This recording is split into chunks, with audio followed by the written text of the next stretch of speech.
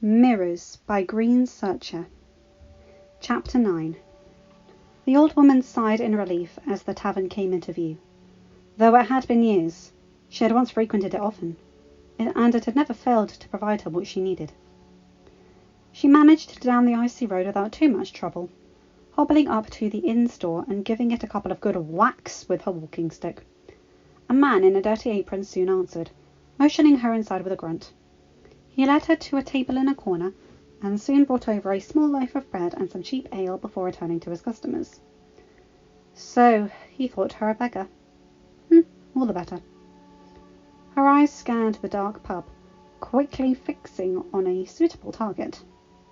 The man was massive, his form barely fitting on the stool at the bar as he ate his lonely meal. The woman pulled her hood on a little tighter, hiding the small flash of light from her skin. She felt the magic's pull on her meagre reserves, but it would be worth it for such a feast. Bonjour, mon Dieu. The man looked up. A beautiful woman leaned against the counter beside him, red hair falling in ringlets around her shoulders that seemed to match her eyes. She was well endowed, and his eyes lingered for a moment before looking away. "Not interested," he said firmly, touching his wedding band and wishing he were home. Only one more day's journey and he would be. The woman only pushed herself closer. "Oh, love, don't be like that." Now he was thoroughly irritated. "I said I wasn't interested," he rasped, eyes fixed on his meal. A look of pure fury flashed across the woman's features, but they quickly calmed as she pulled something from her cloak. She held out a rose between her fingers, fresh as if plucked in spring. The eyes of a few nearby customers drooped heavily with the flower's powerful scent. The man himself, however, just looked surprised. "Oh, is that all?" he asked, reaching into his pocket for some change. "Well, sure, I'll take one. My wife loves a rose." He stopped, looking up to see the woman had disappeared as quickly as she had come.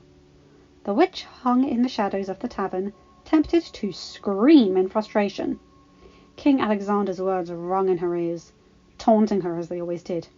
"I've known true love, enchantress. Such spells have no effect on me any more." She ground her teeth hard. Curse these wretched men immune to her power. This traveller just had to be married, and of course actually in love with his damned wife. At this rate it would have been better for her to keep the old woman's form, given the lack of suitable options remaining. While worn with age, the body provided an easy way to travel without attracting too much attention, and an easy way to get a free meal. Though such meals barely made a dent in the kind of energy she required. Her red eyes tore across the room, fixing on its owner, the same man who had let her in. Though not as large as her first choice, he was still well built, and would do the job. She hated to use him, though, given he ran the inn that she had come to feast at for so many years. But it wouldn't do to waste a spell already cast. She waited in silence as the customers dispersed and the man was nearly finished with his duties before approaching him. She hadn't even needed the rose.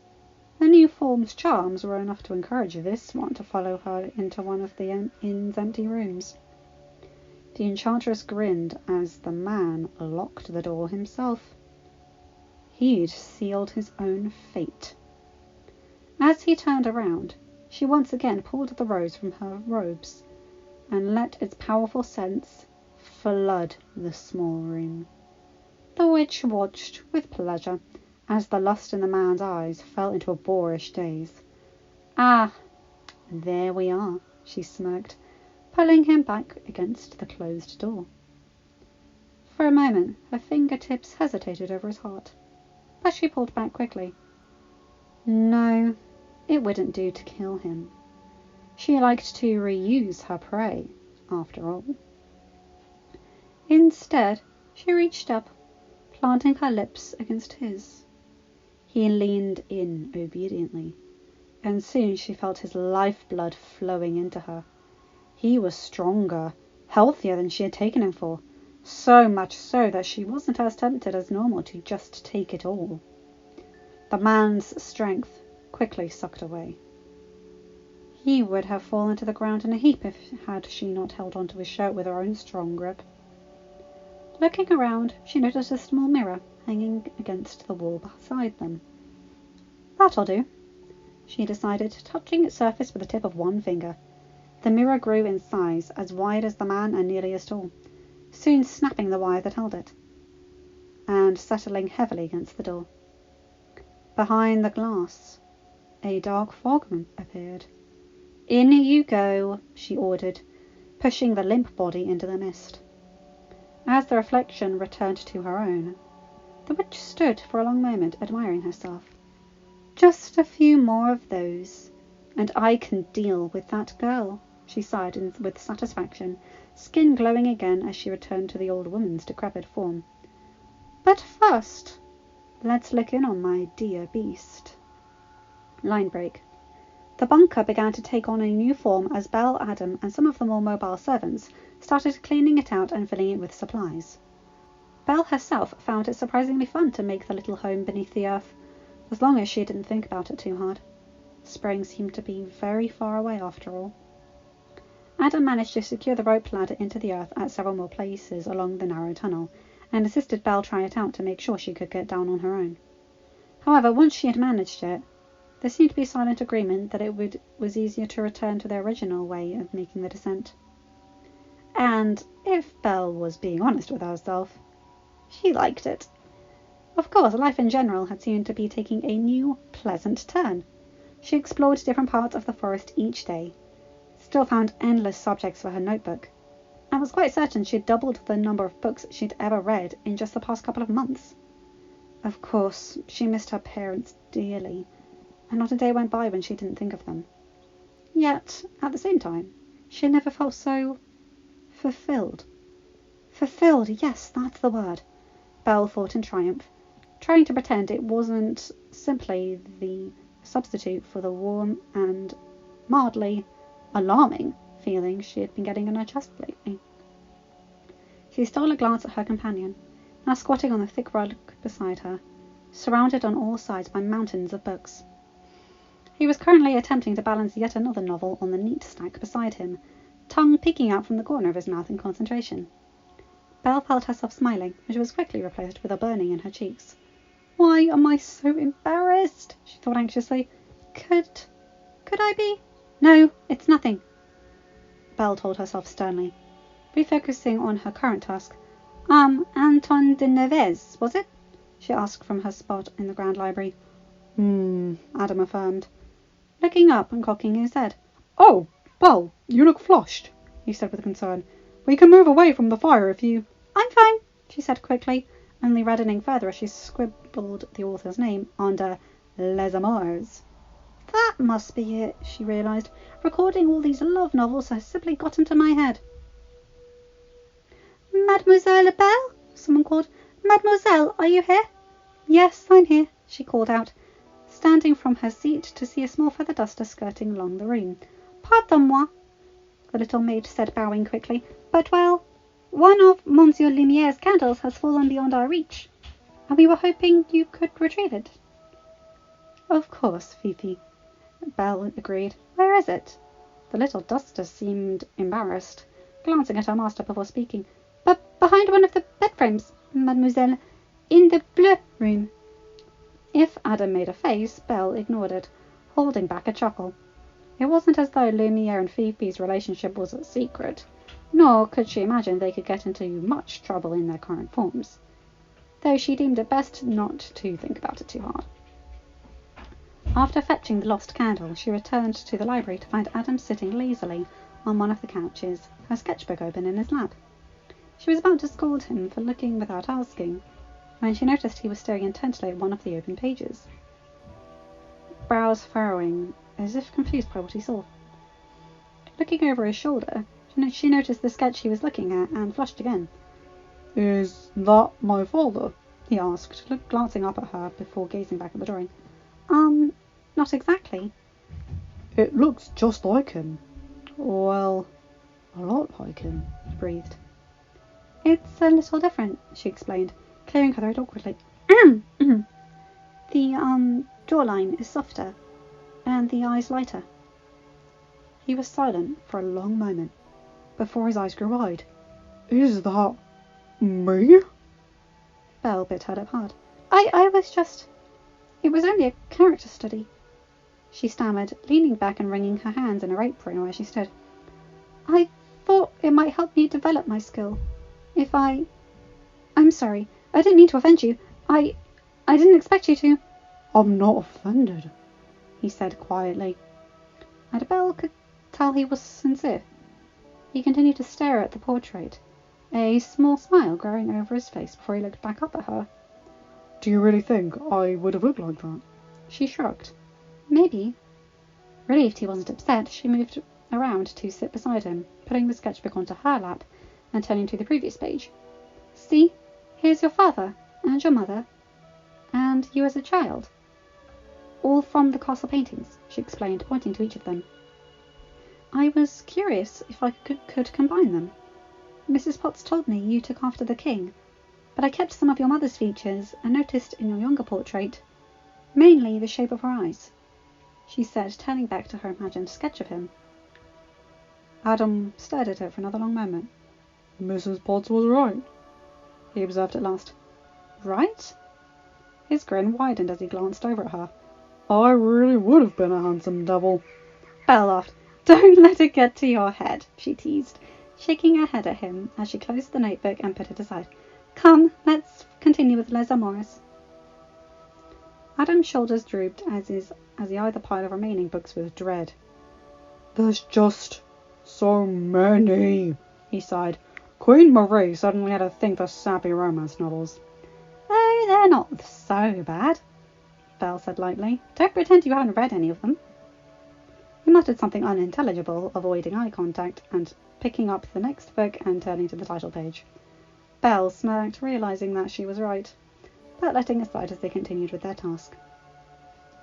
A couple of hours later, they made it through the stack of books, deciding to put them away for the next day, as Adam left to prepare one of the horses for her journey home. She moved together her things as he entered the hall, pausing just before sliding her sketchbook into the satchel. Pulling it to the desk, she opened it to the imagined sketch of Adam in human form, pausing for a long moment before very carefully tearing the page from its binding and flipping it over. Grabbing a quill from its stand, she penned a short message on the back. Dear Adam, I'm glad we're friends, no matter your form. Yours, Belle. She hummed in satisfaction, letting the ink dry before turning it back over and moving quickly from the room. Line break. Adam sat on his bed, reading the short note for the umpteenth time, the smile splitting over his face that he had been trying to quell since he had found the drawing in the library. Yours, Belle.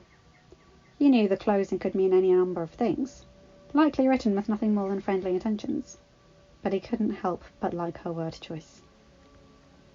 He turned the page back over, looking at the skilled portrait on the other side. He had often wondered what he would have grown to look like, and it was strange but oddly heartwarming to see it depicted. Maybe I'll really look like that soon, he thought with hope. After several more minutes, he stood, looking for a place where he could display it. His eyes caught the vanity mirror, and he moved over quickly, tucking it into the edge of its frame. Maybe he could look at that instead of his current form some mornings. Maybe it could remind him of who he was on the inside. Belle seemed to have a way of doing that for him. As he looked at the drawing for a moment longer, something else caught his eye in the tall mirror. He gasped, spinning around into the dim room. But as far as he could tell, it was empty. Hello?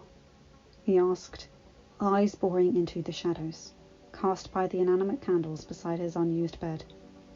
Only a gentle wind against the mirrors answered, and he frowned. Must have imagined it. He shrugged, looking back at the mirror. A hooded figure now stared back at him. Adam's heart leapt into his throat. He backed away on impulse, knocking the short seat aside in his wake. The woman simpered, wrinkled fingers sticking out of her sleeves. He couldn't make out any more, Then her unnerving, toothless smile. Who are you? He stammered. The woman only shook her head. Where did you come from? He demanded, regaining his voice. The old figure didn't react, aside from her smile, which grew threefold. In the blink of an eye, she vanished as quickly as she'd come. Wait! He cried, reaching out towards the reflection, realization flooding over him.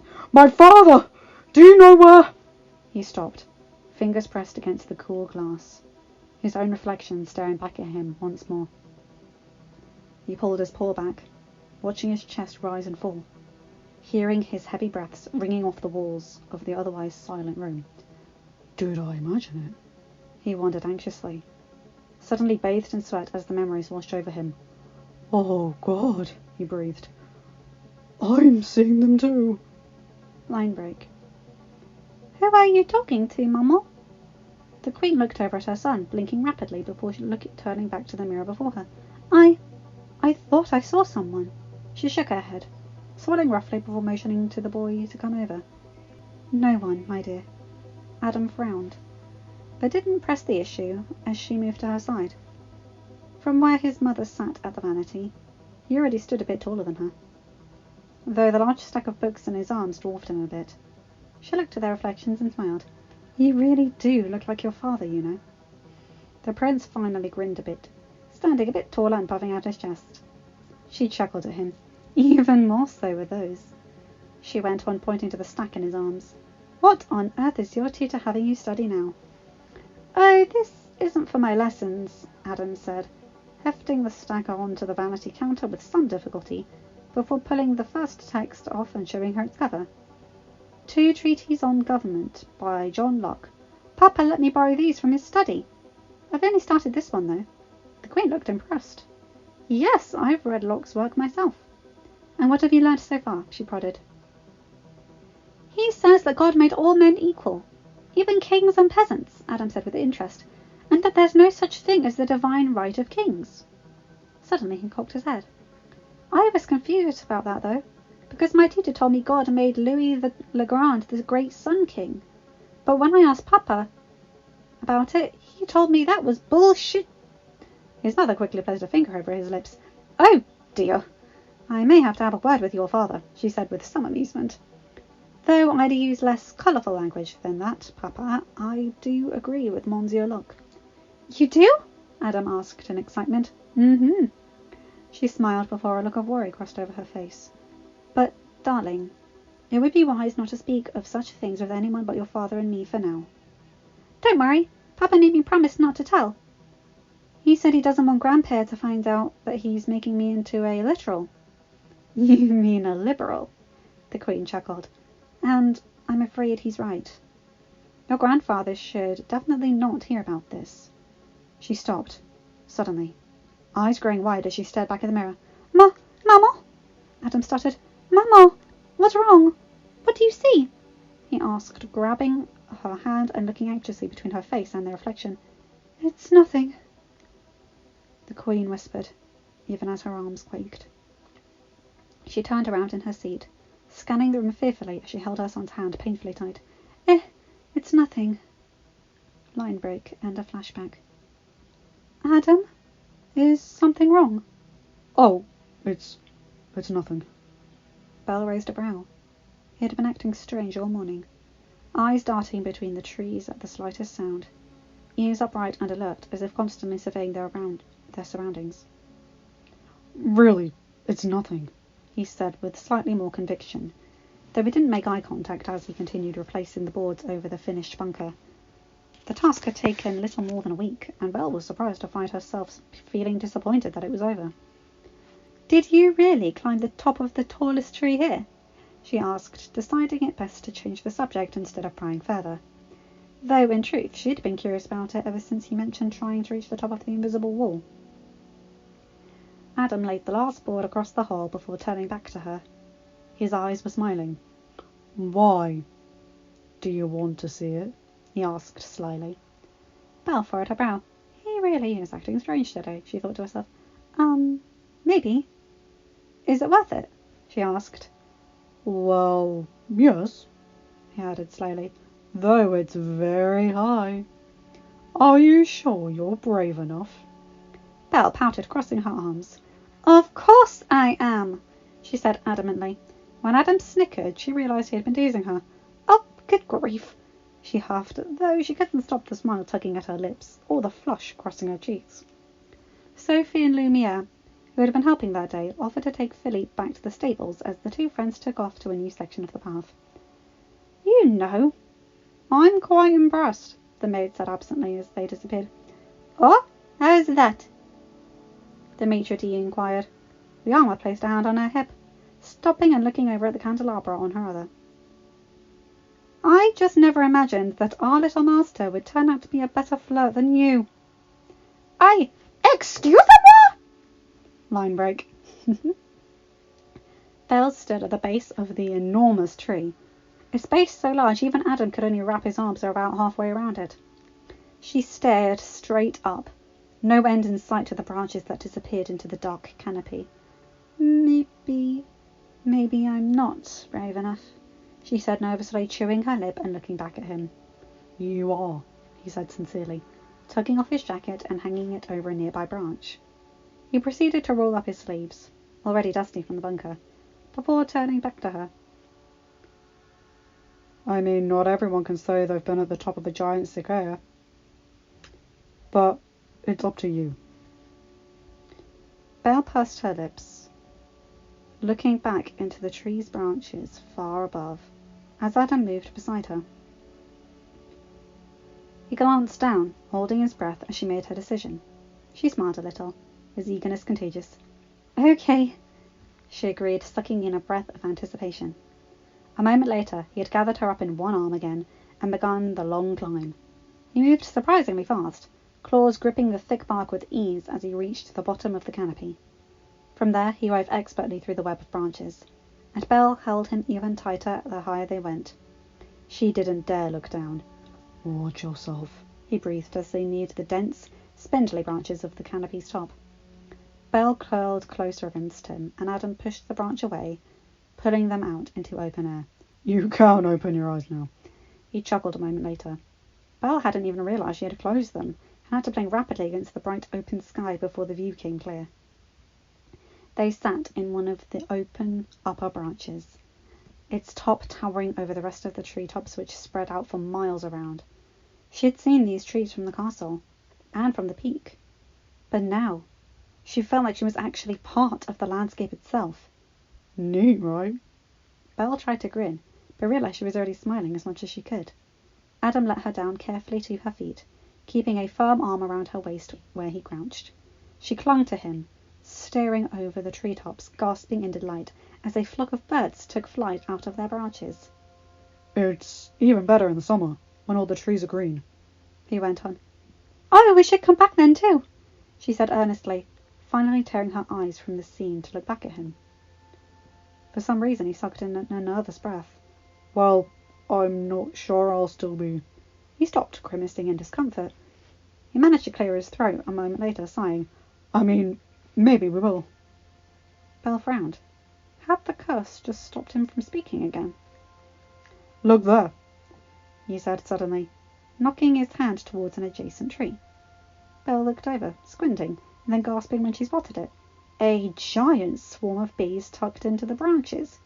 Don't worry, they're hibernating, Adam explained quickly, holding her a little tighter. They swarm like that to keep the queen warm. Really? Belle asked with interest. She suddenly recalled the large collection of zoology texts in the child's parlour. She grinned, wondering if they really had been Adam's after all. He nodded. Plus, we're too far away to disturb them anyway. Belle sensed he spoke from experience this time. She raised a questioning brow at him. He hummed. Remember those honey scones Boosh made? Belle's mouth fell open. You didn't! He grinned a little sheepishly. I only took up little. They build up way more honeycomb than they need anyway. But how do you manage it? Didn't you get stung? She asked in shock. He shrugged. I got a couple of stings, but this stuff is really good at keeping them away, he said, shaking his mane a bit. Mainly I just got, really sticky. A laugh bubbled up from inside Belle's throat. I guess Master Baraja wasn't too far off, she teased, recalling her first nickname for him, unable to push away the image of a bear stealing honey from an unsuspecting hive. Ah, come on. I don't get a lot of sugar around here, he pouted. Belle managed to tame her laughter. Well, I have to say, you've been very resourceful, she admitted. Just like... He trailed off, looking even more embarrassed than before. Just like what? He raised a brow. You'll only laugh at me. I won't, I promise. He looked skeptical but continued. When I was younger, after everything that happened, I would sometimes picture myself like Robinson Crusoe, he admitted. I sort of thought of the palace grounds as my desert island. I wanted to make use of everything I could, just like he did. He paused. Though trapping wild boars in pits turns out to be much more of an effort than goats. Belle smiled warmly. To my favourite little explorer, she recalled again. Pretty silly, right? Adam asked with a lopsided smile. Belle shook her head. I don't think so. I used to pretend I was King Arthur when I took Philippe out riding. Found myself a great stick for a sword, and wove a very lovely flower crown, she said in mock pride. Adam's ears perked up. Who were your knights? He asked, eyes gleaming with mirth. Well, I tried to recruit some of the boys, but they never wanted to play with me, she shrugged before grinning, though perhaps it was presumptuous to assume the kingship for myself. Instead of laughing, however, Adam grew suddenly serious. I would have played with you, he said adamantly. Belle stared at him in surprise, and he looked away in some embarrassment. I mean, it, might have been nice to have someone my age round her. Belle's eyes grew wide, realising suddenly that perhaps she wasn't the only one who hadn't had a real friend before. Well, she started quietly. It's too bad. I didn't know you then, I suppose. He agreed, though they both knew nothing of the sort would have been possible. Peasants and princes didn't mingle in the real world, after all. At that moment, a cool wind blew through the trees, biting at Belle's skin and making her shiver. Come on, it's growing cold, Adam said softly. Belle took one last lingering look over the landscape before they began their descent to return to the forest floor, both thinking of things that might have been. Line break. Adam, look at this, Belle said eagerly during one frigid November afternoon spent in the library. He took the book, open to a simple drawing in the Oriental style, a massive structure weaving between hills and several foreign characters lining the edges of the page. The Great Wall of China, he noted. See what it says here? Belle said excitedly, looking over his arm at the depiction and turning over the next page where the figure was described. Over 2,200 loos long and 2 millennia old. Oh, what I'd give to see it, she mused, eyes dancing as she pulled back and stared absently across the room. She suddenly furrowed her brows. Though, I wonder if it's really as impressive as they say. It's even more impressive, actually. She froze, looking up at him with wide eyes. You've seen it, she breathed, mouth falling open in shock. Oh, yes, just took a short trip last summer, he said dryly. They give beasts a discount on travel, didn't you know?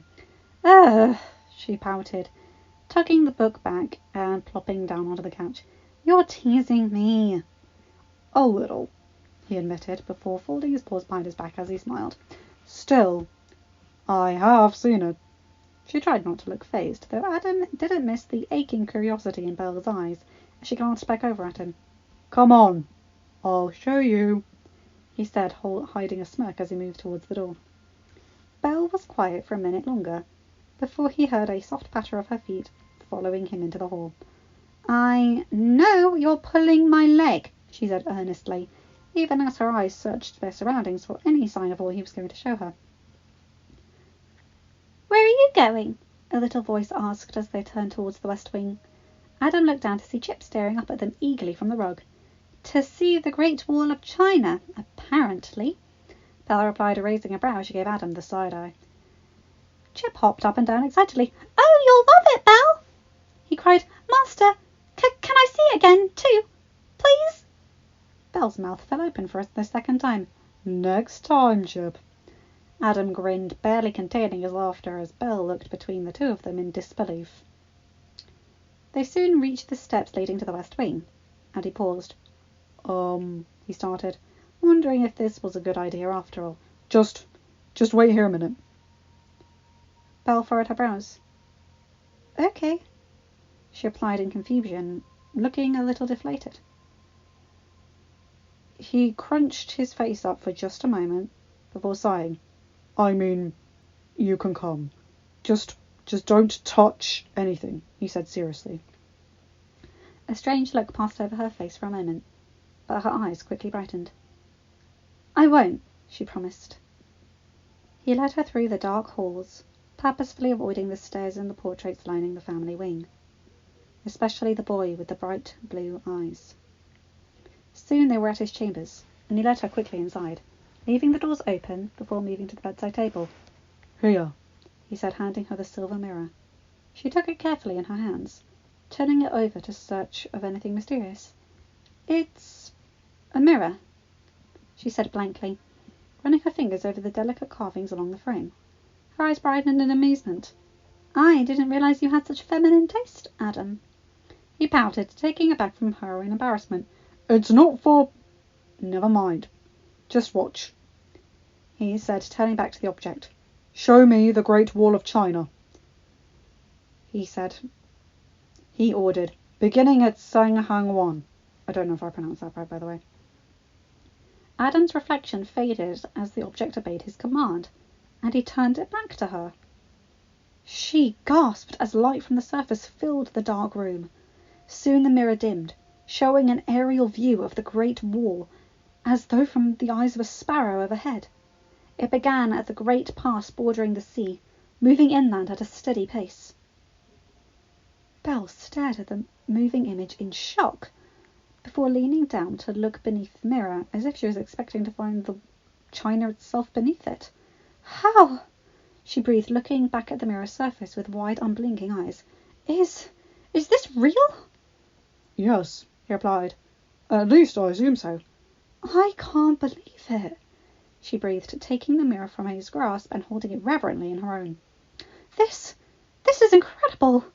I never thought I'd be able to see—" She trailed off, clearly overwhelmed, her chest rising and falling heavily, as she continued to stare at the mirror. Adam let himself watch her, the joy on her face sending a quiet pride into his heart. "It isn't just that," he whispered a minute later. "You can see anything you wish."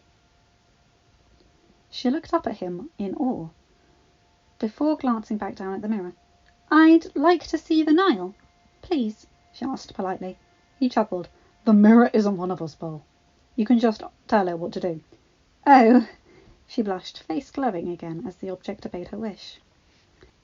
Belle eventually settled beside the hearth. Her skirt billowed out around her as she watched the mirror with increasing fascination. Adam took several minutes to light the hearth, then stood beside the mantel until she beckoned him to her side to share in her latest discovery. He wouldn't have been so hesitant, but for the fact that the rug where she sat was where he slept. But for the fact that the rug on which she sat was where he slept each night.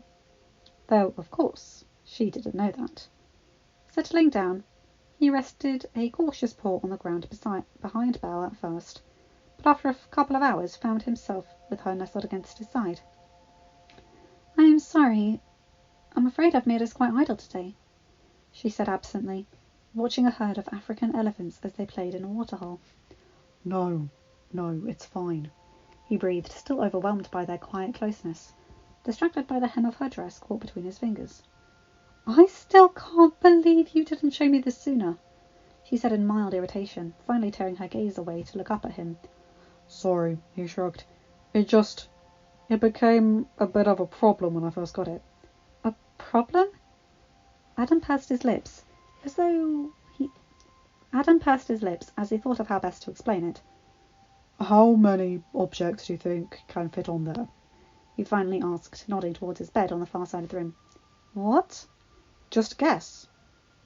Just guess, including a smaller version of me. She laughed, even as her face crunched up in confusion. Well, I suppose it depends on the size of the object. But maybe 20? 46, he smirked, and that includes Madame la Grande Bouche. Line break flashback. Hi, Master! The young beast leaned over the side of the bed to see a little 3-year-old teacup looking up at him eagerly. Oh, hi, Jack, he said to the yet unchipped teaware. Do you want to come up? The porcelain child bounced in place, which Adam took as a yes.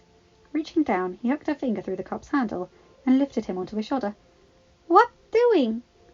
Jack asked curiously, looking at the silver mirror in his master's lap. The teenager grinned. Watch this, he said before ordering the mirror to show him the jungles of India. Jack gasped as a tiger crossed the mirror's path, hiding against the master's neck in fear. Adam laughed. It's okay. We're not really here. We can just watch it. Watch anything we want, he said excitedly as Jack peeked back out to look at the animals moving through the giant, bright green jungle. Jack! A nervous voice called. Where are you, love? Mrs. Potts rolled in on a tea tray, sighing as she spotted her grandson. And what are you boys up to? She said, raising a brow. Mama, look! The child cried. Adam turned the mirror towards the old pot as the tiger prowled past the frame once again. He probably should have learned his lesson the first time, considering the poor woman nearly fell backwards off of the tray in her shock. Once the object's power was explained to her, however, Mrs. Potts showed as much interest as the 3-year-old child, asking to see Buckingham Palace and Windsor Castle from her homeland. Mrs. Potts, supper is almost ready for the master! An insistent voice called out as Cogsworth entered the bedroom. Better prepared this time, Adam started by showing the butler the calm Mediterranean shores. For once in his life, the head of the household forgot his duties, as he, too, made several eager requests from the mirror.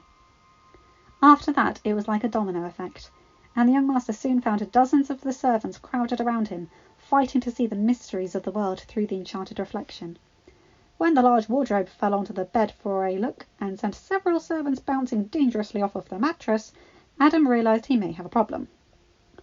After that, Cogsworth set up a schedule so everyone could have a turn, Adam explained to Belle's quiet chuckles. And so we'd actually get any of our work done. Though eventually the novelty wore off. Well, I can't imagine ever getting used to this, Belle said earnestly before cocking her head. Where did you get this, anyway? He started pulling back a bit. Same place I got this, he said blankly, waving a hand from his head down to his torso. Oh, sorry, she grimaced. He shrugged, looking over towards the balcony. The enchantress gave me this. Called it my only window to the outside world. She seemed to think it a punishment, he mused. Like it would make me ache for those I could never be near. At least that's what I assume. Well, she sounds like a fool, Belle said straightly, hands resting defiantly on her hips where she sat. She clearly underestimated your imagination. Adam let himself smile a bit. It's nothing like yours. I can't believe I never thought to look at the North Pole. She grinned. I'm a little disappointed we didn't see Papa Noel, though. A short, rough laugh escaped him before he could stop it. Belle, never perturbed, laughed openly along with him. I know it's growing late, she said when they calmed down, glancing towards the balcony doors. But could I see just one more? Of course, Adam replied. He paused, glancing around the room nervously. His eyes spotted the table tucked against the corner, a cloth covering the glass case, holding a very important rose. He pursed his lips, glancing back at Belle. I trust her, he realised. Mind made up. I can go prepare for you in the meantime. Can you find your way outside when you're done? Yes, she answered honestly. Thank you. I won't be long. 20 minutes later, Adam held Philippe's reins in one hand, waiting outside the kitchens for Belle to emerge. He was about to go see if she had gotten lost when the door opened and she stepped out into the cold. Her eyes were rimmed with red. Belle! He gasped, eyes growing wide. What happened? She shook her head. No, nothing. She looked away, rubbing an eye against her sleeve. Just got a bit of smoke in my eyes from the fire. Adam furrowed his brow. unconvinced. You're not her? He prodded. No, she said firmly, straightening as she reached out for the horse's reins. Are you sure you're well? He continued anxiously. You can stay again if you need to rest. I'm well, I promise, she continued, though she didn't meet his eyes. She mounted the horse quickly, taking off out of the gates as Adam watched on helplessly. He looked back at the castle. Thoughts turned to the west wing. He narrowed his eyes. Something had happened, and he was going to find out what. End of chapter. Hi guys, hope you enjoyed this one because I really love that chapter. The whole thing with the witch, that's fascinating. So roses and mirrors, that's her power, and I love how it sort of plays in, and the smell of the roses. Oh, I like that, I really do.